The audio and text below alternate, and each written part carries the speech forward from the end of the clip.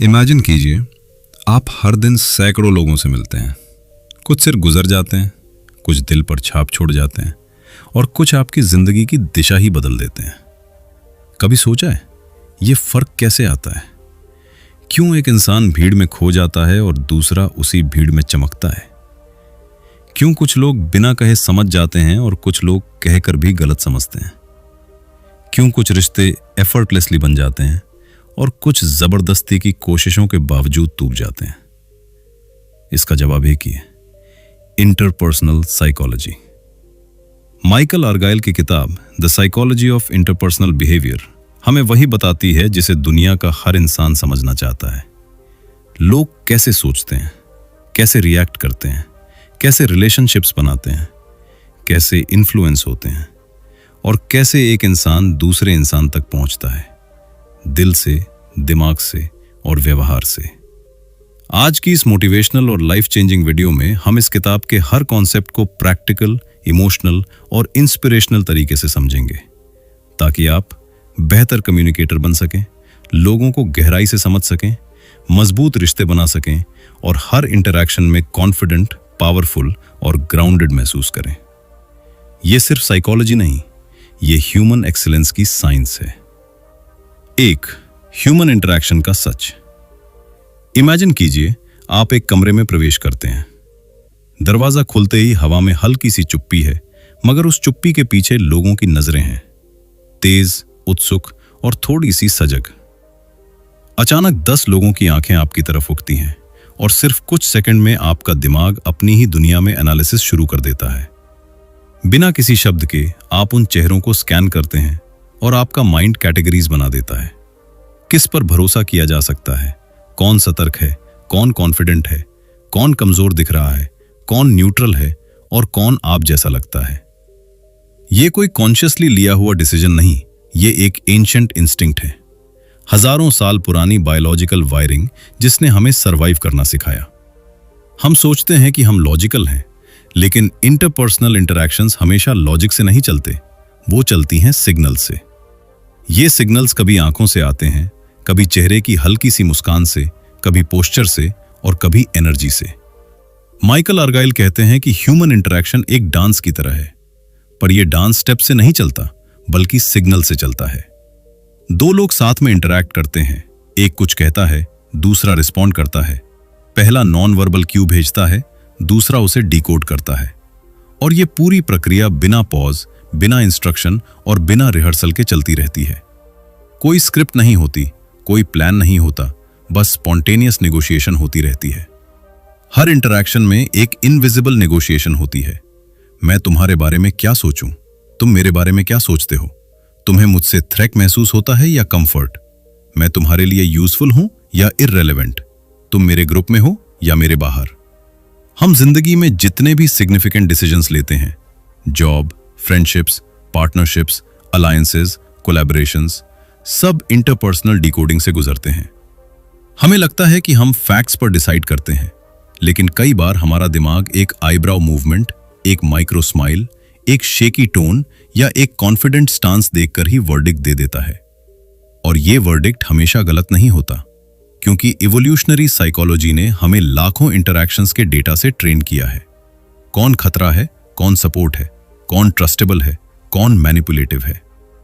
ये इंस्टिंक्ट कमाल की है, बिना बोले, बिना पूछे लोगों को पढ़ लेना। सबसे दिलचस्प हिस्सा यह है कि ये सब सिर्फ दूसरों के बारे में नहीं, ये प्रोसेस आपके बारे में भी चल रहा है। जैसे आप दूसरों को पढ़ रहे हैं, वैसे ही बाकी लोग आपको पढ़ रहे हैं। शायद आप गंभीर दिख रहे हैं, शायद नर्वस, शायद अप्रोचेबल, शायद थोड़े डिस्टेंट। इंटरपर्सनल बिहेवियर का पूरा खेल इसी दो तरफा डिकोडिंग में है। और यहीं पे साइकोलॉजी मोटिवेशनल बन जाती है, क्योंकि जैसे ही आप समझ लेते हैं कि कोई भी इंटरैक्शन रैंडम नहीं बल्कि प्रेडिक्टेबल साइकोलॉजिकल रूल्स पर चलता है, दुनिया अचानक कठिन और डरावनी नहीं बल्कि समझ में आने वाली चीज बन जाती है। आप रियलाइज करते हैं कि हर इंसान थोड़ा इनसिक्योर है, हर इंसान वैलिडेशन चाहता है, हर इंसान एक्सेप्टेंस चाहता है और हर इंसान डरता भी है, रिजेक्शन से, जजमेंट से, लोनलीनेस से।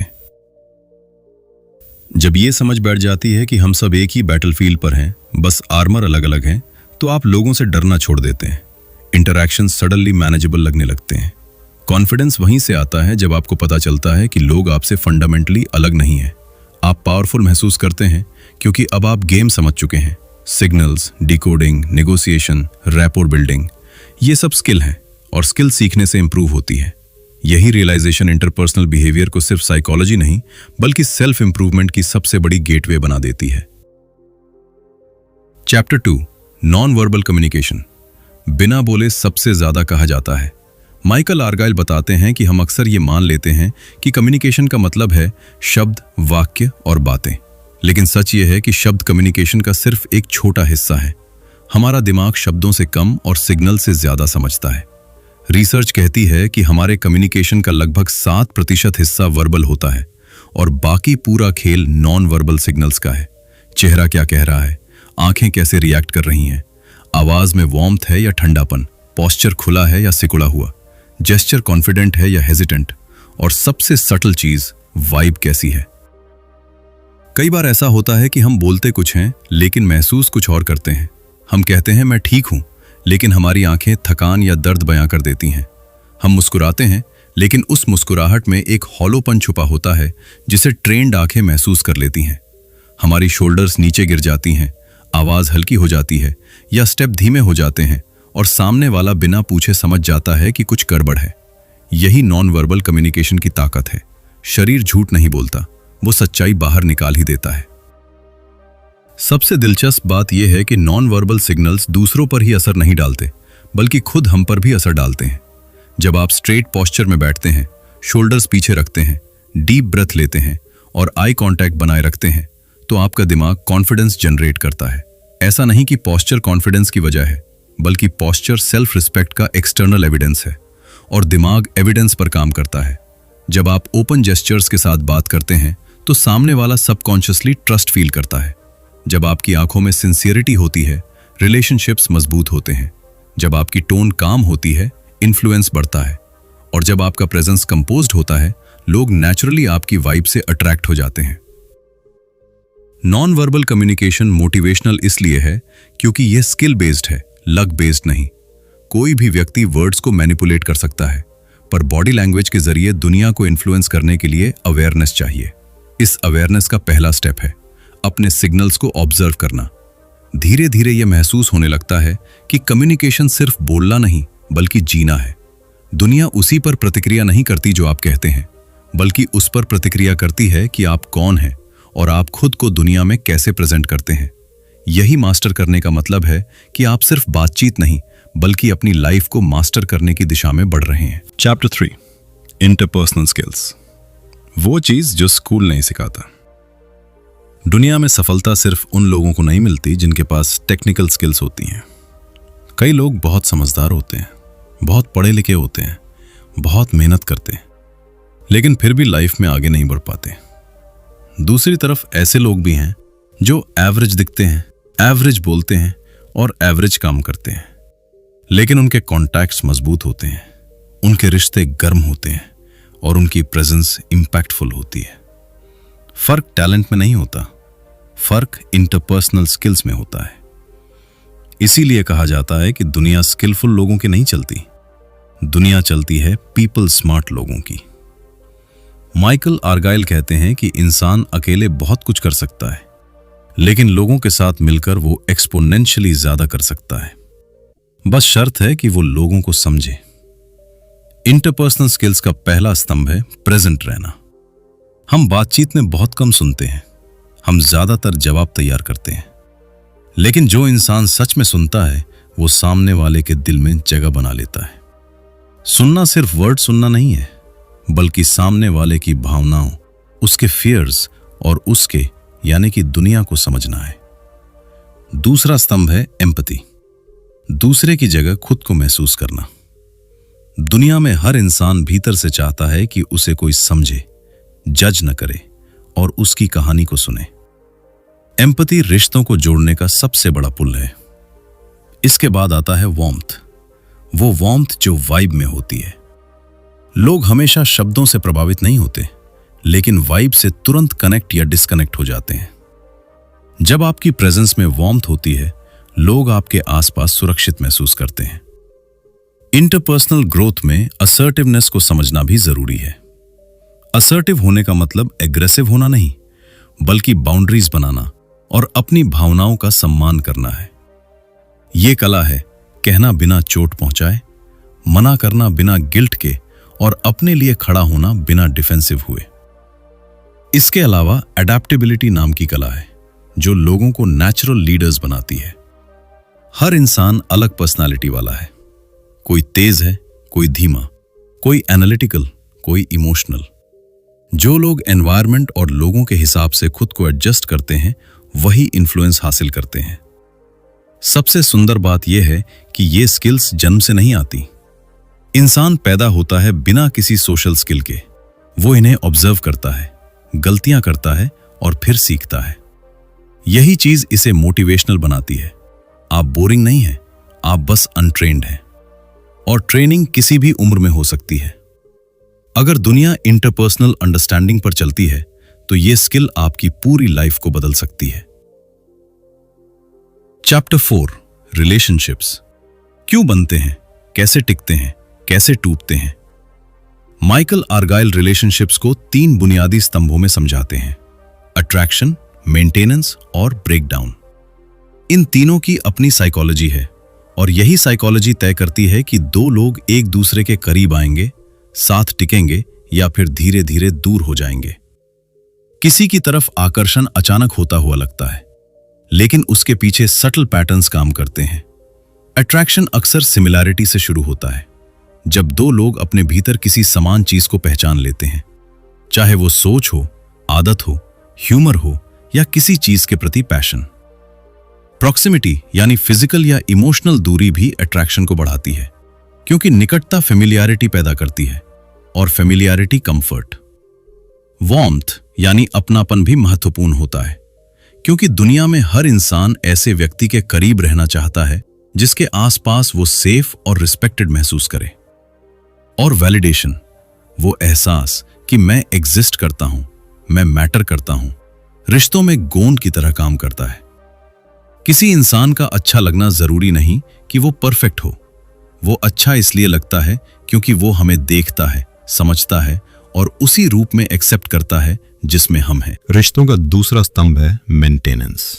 लोग सोचते हैं कि रिश्तों को बचाने के लिए बहुत मेहनत करनी पड़ती है, लेकिन सच ये है कि रिश्ते अवेयरनेस पर टिके रहते हैं। कई बार हम हर बात दिल पर ले लेते हैं, हर शब्द को हथियार समझ लेते हैं और हर रिएक्शन को पर्सनल बना देते हैं। इस तरह रिश्ते कमजोर होते हैं। रिश्ते तब मजबूत होते हैं जब हम समझना शुरू करते हैं क्यों कोई ऐसा बोला, क्यों किसी ने साइलेंस चुना, क्यों किसी की टोन बदल गई। रिश्तों में लोग परफेक्ट पार्टनर नहीं ढूंढते, वे ऐसे पार्टनर खोजते हैं जो उन्हें महसूस कराए कि वे इंपॉर्टेंट हैं, वैल्यूड हैं और अंडरस्टूड हैं। बहुत लोग मानते हैं कि प्यार ही काफी है, लेकिन प्यार एक भावना है और भावना मेंटेनेंस नहीं करती। मेंटेनेंस कम्युनिकेशन, रिस्पेक्ट, एम्पैथी और बाउंड्री करती है। तीसरा स्तंभ है ब्रेकडाउन।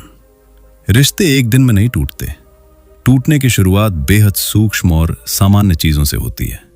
गलतफहमी से, छोटे छोटे साइलेंस से, अनस्पोकन एक्सपेक्टेशन से, कैजुअल डिसरिस्पेक्ट से और धीरे धीरे बढ़ते इमोशनल डिस्टेंस से। और सबसे बड़ा किलर यह है कि एक समय के बाद हम एक दूसरे से बात करना बंद कर देते हैं। हम बातें भीतर रखते रहते हैं, उम्मीद करते हैं कि सामने वाला बिना बोले समझ जाएगा। लेकिन रिश्तों में टेलीपैथी नहीं, कम्युनिकेशन काम करता है। बात न करने से मिसअंडरस्टैंडिंग जमा होती है और मिसअंडरस्टैंडिंग डिस्टेंस में बदल जाती है। आखिर में रिश्ता टूटता नहीं, बस फेड हो जाता है। इस अध्याय का मोटिवेशनल इंसाइट यही है कि प्यार करना आसान है, प्यार निभाना कला है। रिश्तों में आपका कितना प्यार है उससे ज्यादा यह मायने रखता है कि आप प्यार को कम्युनिकेट कैसे करते हैं। कम्युनिकेशन एक स्किल है और स्किल इंप्रूव हो सकती है अगर सीखने का इरादा हो। रिलेशनशिप्स एक्सीडेंटल नहीं होते, वे कल्टीवेटेड होते हैं। और जो रिश्तों की साइकोलॉजी समझ लेता है वो न केवल दूसरों को बल्कि अपनी खुद की जिंदगी को भी बेहतर समझने लगता है। Chapter 5 social influence. लोग कैसे इन्फ्लुएंस होते हैं। माइकल आर्गाइल बताते हैं कि इन्फ्लुएंस ताकत या जोर से पैदा नहीं होता। इन्फ्लुएंस पैदा होता है कंसिस्टेंसी और क्लैरिटी से। हम अक्सर मान लेते हैं कि लोग उन लोगों का अनुसरण करते हैं जो सबसे शक्तिशाली हैं, सबसे ज्यादा बोलते हैं या जिनके पास अथॉरिटी है। लेकिन मनोविज्ञान कहता है कि वास्तविक लीडरशिप उन लोगों से आती है जो प्रिडिक्टेबल हैं, ग्राउंडेड हैं और जिनकी प्रेजेंस में लोग सुरक्षित महसूस करते हैं। यही वजह है कि इन्फ्लुएंस की जड़ें नॉइज में नहीं बल्कि स्टेबिलिटी में होती हैं। कंसिस्टेंट लोग ये संदेश देते हैं कि वे भरोसे के लायक हैं, कि उनके रिएक्शंस अचानक नहीं बदलेंगे, कि उनके वर्ड्स का मतलब है और कि उनके डिसीजंस उनकी वैल्यूज के अनुरूप होते हैं। सोशल इन्फ्लुएंस कई नियमों पर चलता है। पहला नियम अथॉरिटी का है। अथॉरिटी सिर्फ पद या पावर से नहीं आती, अथॉरिटी कॉन्फिडेंस से भी आती है। दुनिया उन लोगों पर भरोसा करती है जो खुद पर भरोसा करते हैं। जब आप किसी को क्लैरिटी के साथ बोलते देखते हैं, कैमनेस के साथ समझाते देखते हैं या बिना वैलिडेशन मांगे डिसीजंस लेते देखते हैं, तो दिमाग सबकॉन्शियसली उसे अथॉरिटी की कैटेगरी में डाल देता है। दूसरे नियम में लाइकेबिलिटी आती है। लोग हमेशा परफेक्ट लोगों को फॉलो नहीं करते बल्कि रियल लोगों को फॉलो करते हैं। लाइकेबिलिटी वार्मथ, ऑनेस्टी और ऑथेंटिसिटी से बनती है और यह बताती है कि इन्फ्लुएंस इमोशनल कनेक्शन पर काम करता है। तीसरा नियम रेसिप्रोसिटी का है। दुनिया वैल्यू एक्सचेंज पर चलती है। जब आप किसी को वैल्यू देते हैं, सपोर्ट करते हैं, रिस्पेक्ट देते हैं या मदद करते हैं, तो दूसरा व्यक्ति नेचुरली इससे प्रभावित होता है और अक्सर वैल्यू वापस देता है। इन्फ्लुएंस ट्रांजैक्शनल नहीं है बट रिलेशनल है। चौथा नियम सोशल प्रूफ का है। इंसान हर्ड एनिमल्स रहे हैं। हम वही करते हैं जो दूसरे करते हुए दिखते हैं। यही कारण है कि भीड़ ताकत बन जाती है और मेजॉरिटी डिसीजंस को डायरेक्शन दे देती है।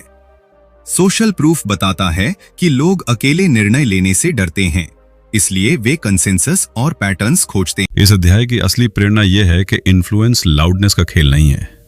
लीडरशिप के लिए आपको एग्रेसिव, डोमिनेंट या इंटिमिडेटिंग होने की आवश्यकता नहीं है। प्रभावशाली होने के लिए आपको क्लियर होना है ताकि लोग आपके इरादे समझ सकें। आपको काइंड होना है ताकि लोग आपके आसपास सेफ महसूस करें, और आपको कंसिस्टेंट होना है ताकि लोग जान सकें कि आप पर भरोसा किया जा सकता है। जब आप ऐसा करते हैं तो इन्फ्लुएंस स्वतः आता है। इन्फ्लुएंस को पीछा करने की जरूरत नहीं पड़ती, इन्फ्लुएंस आपके पीछे आता है। 6. कॉन्फ्लिक्ट। लड़ाई कम्युनिकेशन नहीं, गलत कम्युनिकेशन का नतीजा है। माइकल आर्गाइल का सबसे दिलचस्प ऑब्जर्वेशन यह है कि ज्यादातर कॉन्फ्लिक्ट्स की जड़ में नफरत नहीं होती, मिसअंडरस्टैंडिंग होती है। हम सोचते हैं कि लोग इसलिए लड़ते हैं क्योंकि वे एक दूसरे को डिसलाइक करते हैं, लेकिन सच ये है कि लोग इसलिए लड़ते हैं क्योंकि उन्हें लगता है कि सामने वाला उन्हें समझ नहीं रहा, सुन नहीं रहा या उनकी भावनाओं को महत्व नहीं दे रहा। कॉन्फ्लिक्ट मूल रूप से संघर्ष नहीं बल्कि एक्नॉलेजमेंट की कमी है। ये वो जगह है जहां दो लोग अपनी अपनी कहानी रख रहे होते हैं और दोनों उम्मीद कर रहे होते हैं कि दूसरा उनकी कहानी समझ लेगा, पर कोई भी सुनने को तैयार नहीं होता। कॉन्फ्लिक्ट में दिलचस्प चीज यह है कि दोनों ही पक्ष अक्सर खुद को सही मानते हैं। कोई भी अपने आप को विलन नहीं समझता। हर व्यक्ति अपनी पर्सपेक्टिव को रैशनल, लॉजिकल और जस्टिफाइड मानता है। इसी वजह से लड़ाई सुलझने की बजाय और उलझती जाती है। कई बार मामला इतना छोटा होता है कि बाद में खुद सोचकर हंसी आती है कि आखिर लड़ाई हुई ही क्यों। लेकिन उस वक्त ईगो और हर्ट इतना बड़ा लगता है कि छोटी बात भी पहाड़ बन जाती है। इस ईगो में सबसे बड़ा फैक्टर होता है तुमने समझा नहीं, तुमने सुना नहीं या तुम्हें फर्क नहीं पड़ा। यही मानसिक गैप कॉन्फ्लिक्ट का रियल फ्यूल है। आर्गाइल कहते हैं कि कॉन्फ्लिक्ट तब खत्म होता है जब एक व्यक्ति सुनने और समझने की कोशिश करता है। समझना सरेंडर नहीं बल्कि स्ट्रेंथ है। किसी को समझना मतलब उसके वर्ड्स नहीं, उसके अंदर मौजूद इमोशन, फियर, इनसिक्योरिटी और दुख को समझना। जब हम किसी की बात सुनते हैं, हम उसे वैलिडेट करते हैं कि उसकी भावना जेन्युइन है, चाहे उसके वर्ड्स परफेक्ट न हो। वैलिडेशन हॉस्टिलिटी को मेट करती है और डिफेंसिव बिहेवियर को शांत करती है। कॉन्फ्लिक्ट मोटिवेशनल इसलिए है क्योंकि यह हमें सिखाता है कि कम्युनिकेशन सिर्फ बोलना नहीं है, कम्युनिकेशन कनेक्शन एस्टैब्लिश करना है। कई रिश्ते इसलिए टूट जाते हैं क्योंकि लोग बोलना बंद कर देते हैं, नहीं इसलिए क्योंकि वे लड़ना बंद करते हैं। साइलेंस अक्सर कॉन्फ्लिक्ट का अंतिम चरण होता है, क्योंकि साइलेंस में मिसअंडरस्टैंडिंग बढ़ती है और दूरी बनती है। इसलिए हेल्थी कॉन्फ्लिक्ट किसी भी रिश्ते की सांस है। वहीं से सुधार आता है, वहीं से क्लैरिटी आती है और वहीं से कंपैशन पैदा होता है। और अंत में एक सरल सच्चाई, कोई रिश्ता इसलिए नहीं चलता कि लोग कभी नहीं लड़ते, रिश्ता इसलिए चलता है क्योंकि लड़ाई के बाद भी लोग एक दूसरे को समझने और वापस जुड़ने की कोशिश करते हैं। यही एफर्ट रिश्तों को टूटने से बचाता है और यही कोशिश इंसानों को और गहरा बनाती है। 7. सेल्फ इन इंटरपर्सनल बिहेवियर, खुद को समझना सबसे बड़ी जीत। माइकल आर्गाइल इस अध्याय में एक बेहद महत्वपूर्ण सच को उजागर करते हैं कि इंटरपर्सनल बिहेवियर की शुरुआत बाहर से नहीं, भीतर से होती है। हम जितने भी रिश्ते बनाते हैं, जितनी भी बातचीत करते हैं, जितनी भी कनेक्शंस की उम्मीद करते हैं, उनका आधार केवल यह नहीं होता कि सामने वाला कौन है, बल्कि यह कि हम खुद को किस नजर से देखते हैं। दुनिया के साथ हमारा व्यवहार, हमारा टोन, हमारी बाउंड्रीज, हमारी वार्मथ और हमारी वल्नरेबिलिटी सब हमारे इनर वर्ल्ड का सीधा प्रतिबिंब होते हैं। इसलिए आर्गाइल कहते हैं कि दुनिया को समझने से भी पहले खुद को समझना जरूरी है, क्योंकि भीतर की क्लैरिटी ही बाहर की हार्मनी तय करती है। सेल्फ इमेज इंटरपर्सनल बिहेवियर की नींव है। अगर आपको लगता है कि आप कमजोर हैं, लोगों को प्रभावित नहीं कर सकते, आपका मूल्य कम है, आप प्यार के लायक नहीं हैं, तो दुनिया आपको उसी लेंस से देखने लगेगी। आपकी बॉडी लैंग्वेज सिकुड़ जाएगी, आवाज में हेजिटेशन होगा, बातों में सेल्फ डाउट झलकेगा और अनकॉन्शियसली आप अपने ही वैल्यू को कम करके पेश करेंगे। इसके उलट अगर आपकी सेल्फ परसेप्शन ग्राउंडेड, बैलेंस्ड और कॉन्फिडेंट है, तो आपका प्रेजेंस ही एक तरह का संदेश देता है कि आप अपने आप को मानते हैं और दुनिया वही मान्यता आपको वापस देती है। खुद को स्वीकार करना इंटरपर्सनल सक्सेस का असली आधार है। एक्सेप्टेंस का मतलब परफेक्ट होना नहीं, बल्कि अपनी स्ट्रेंथ्स और फ्लॉज दोनों को समझकर खुद को ह्यूमन होने की अनुमति देना है। जब आप खुद को एक्सेप्ट करते हैं, तब आप दूसरों से एक्सेप्टेंस मांगना छोड़ देते हैं। आप वैलिडेशन की भीख नहीं मांगते, आप कनेक्शंस को मजबूरी नहीं बल्कि चॉइस की तरह जीते हैं। इससे आपके रिश्तों में एक नेचुरल स्टेबिलिटी आती है, क्योंकि अब आप इनसिक्योरिटी से रिएक्ट नहीं बल्कि क्लैरिटी से रिस्पॉन्ड करते हैं। भीतर की सिक्योरिटी रिश्तों को सुरक्षित बनाती है। असुरक्षित व्यक्ति जरा सी बात से डर जाता है, रिजेक्शन से, साइलेंस से, चेंजेस से। वो अक्सर ओवरथिंक करता है, गलत कंक्लूजन्स निकालता है और रिश्तों को अपने डर के आधार पर नेविगेट करता है। लेकिन जो व्यक्ति भीतर से सिक्योर है, वो गलत फहमियों को कामली एड्रेस कर सकता है, बाउंड्रीज सेट कर सकता है, खुद को एक्सप्रेस कर सकता है और दूसरों को स्पेस दे सकता है। सिक्योरिटी प्रेजेंस में होती है और ये प्रेजेंस रिलेशनशिप्स को गहराई देती है। मोटिवेशनल कोर बहुत सरल है। आपका आउटर वर्ल्ड आपके इनर वर्ल्ड का एक्सटेंशन है। अगर अंदर कॉन्फ्लिक्ट है तो बाहर भी कॉन्फ्लिक्ट होगा। अगर अंदर केओस है तो बाहर क्लैरिटी नहीं मिलेगी। लेकिन अगर भीतर शांति है, अगर सेल्फ अवेयरनेस है, अगर इमोशनल मैच्योरिटी है, तो बाहर के रिश्ते फूलों की तरह खिलते हैं। इंटरपर्सनल बिहेवियर शब्दों का खेल नहीं, आत्मा की स्थिति का प्रतिबिंब है। इसलिए दूसरों को समझने की सबसे बड़ी कला खुद को समझने से शुरू होती है। जब आप खुद से जुड़ जाते हैं, तब आपकी हर इंटरैक्शन पर्पसफुल, रिस्पेक्टफुल और मीनिंगफुल हो जाती है। यही सबसे बड़ी इंटरपर्सनल जीत है, अपने भीतर का संसार खूबसूरत बनाना, ताकि बाहरी दुनिया भी उसी खूबसूरती को महसूस कर सके। Chapter 8, the goal of human interaction, connection not perfection. Michael Argyle इस बात पर जोर देते हैं कि मानव संबंधों का असली लक्ष्य परफेक्शन नहीं बल्कि कनेक्शन है। हम अक्सर सोशल वर्ल्ड में इस भ्रम के साथ चलते हैं कि लोग हमसे फ्लॉलेस परफॉर्मेंस, आइडियल बिहेवियर या परफेक्ट पर्सनालिटी चाहते हैं। लेकिन सच्चाई इससे बिल्कुल उल्टी है।